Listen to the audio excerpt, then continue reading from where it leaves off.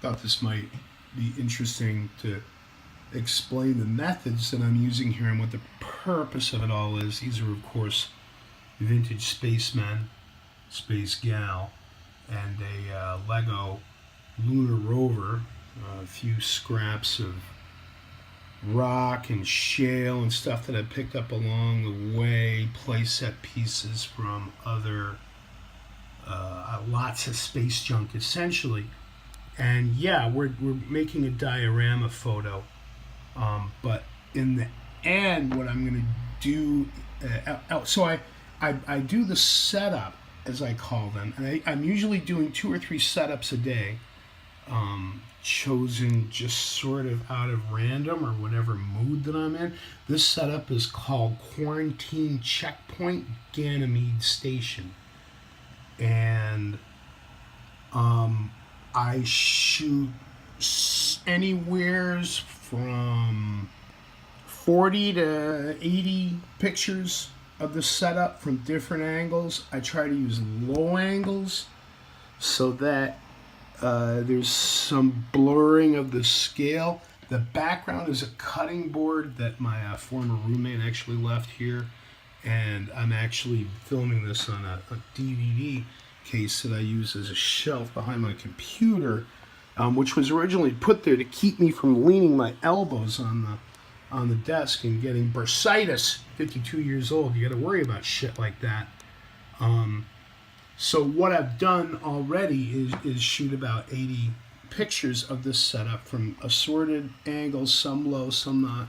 I like to use zoom or a little bit of telephoto to sort of compress the space as well into a flattened image. And then from those 80 pictures, there'll be 12 to 15 that I think are pretty cool, that I'll save out of the bunch and maybe treat optically using preset filters, or even Instagram has an interesting way of processing images, and then you can have the option to save them. And from those 12 to 15, there'll be 2 or 4 which I'll save into a special folder on my hard drive to be considered for sketches for paintings later. And I'm literally thinking about getting canvas and a projector and projecting these onto the canvas and almost painting them in a traditional Rubenesque manner. He used a projection system as well. Many other artists, including Timothy Rand, use projection systems to great function. I've never really tried it, but I'm not really a rendering artist. I'll need the outline, and then I can approach it with my own painterly manner and possibly even render some of them as pulp science fiction covers, or false pulp science fiction covers. I'd also like to shoot a movie or a film using stop action, or even just methods like this, panning around things and coming up with voices for that guy and the girl and this, and then edit it all together in some way that further explores the concept of these toys as the departure point upon which the art is created. And I'm very excited about the project. And it's not just about buying shit and having spacemen.